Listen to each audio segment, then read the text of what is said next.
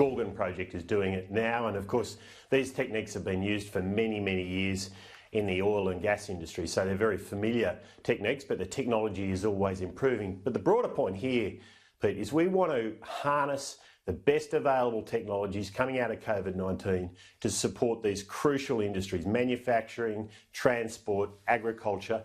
And we've got this $2 billion Climate Solutions Fund that is well positioned to provide that support to invest in the very best technologies.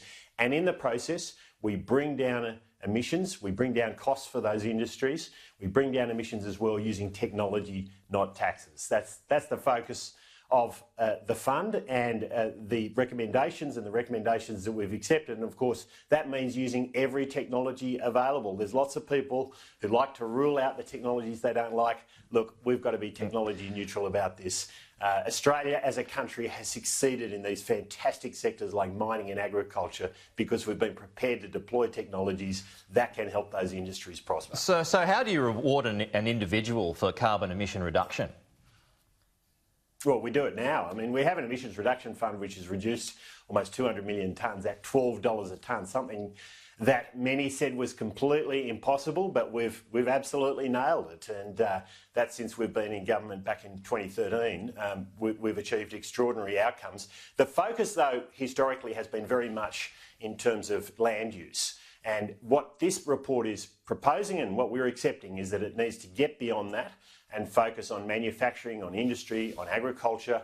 And they are great opportunities this is a great opportunity for us to really support those sectors coming out of COVID-19. They've been strong sectors through COVID-19, but we see enormous potential for them coming out as well. OK, well, it's got its critics about this morning. Just noticed a statement from the Australia Institute, which does say that while there are some useful recommendations, it's offset by weakening of safeguards mechanism, which is already failing to limit emissions from Australia's largest polluting facilities. What's your reaction to that? Well, the Australia Institute gets this wrong all the time. I mean, they got it wrong over Incitec Pivot, where they said that they'd breached their safeguard. They hadn't.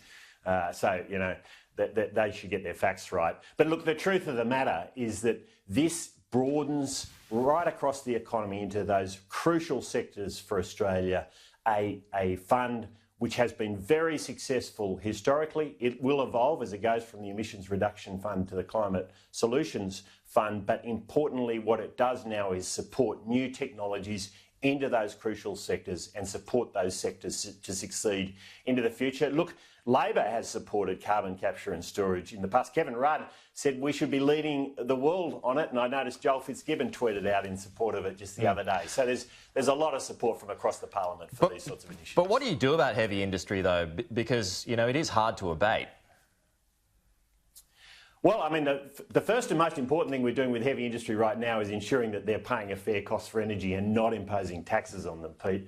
But on top of that, I mean, Australian manufacturing, resources, agricultural processing has been very good at deploying technology historically. This is a way of helping them to get through the next stage of technology investment and ensuring that they're efficient, effective, competitive. And, you know, that is crucial for these industries. That's why they've prospered in the past, and it's how they'll prosper into the future. OK, well, if adopted, what are the forecasts of how much emissions could come down as a total? Well, it's a $2 billion fund, of course, and, you know, you can do the maths on that. I mean, we've been able to achieve our emissions reductions at $12 a tonne, and that's given us very significant emission reductions with relatively modest payments. But we're also saying in this that we want matching money coming from state governments and from the private sector. There's a lot of companies saying they want to reduce their emissions. There's a lot of state governments saying they want to reduce their emissions. We're saying, well, here's a way to do it. Get involved with this fund, with this platform, which helps to deploy technologies in a sensible way to make Australian businesses more efficient, more effective. Get on board, help us out. Let's turn $2 billion into $4 billion. And that way we'll get significantly more emission reduction than might otherwise have been the case.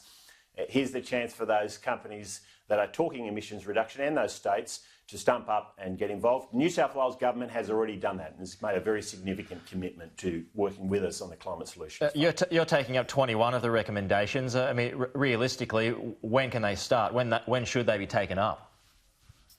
Well, we're already working on them. So we're already working on a methodology for carbon capture and storage. We're already working on refinements to the methodologies for storing carbon in soil, which helps farmers to be more productive at the same time. So these things are happening. So some of them are proceeding at pace already. Others will take more work and more time, as is usually the case with a long list of recommendations like this. The important thing is to get moving as quickly as possible, because these are good things for agriculture, for manufacturing, for transport and other industries across Australia.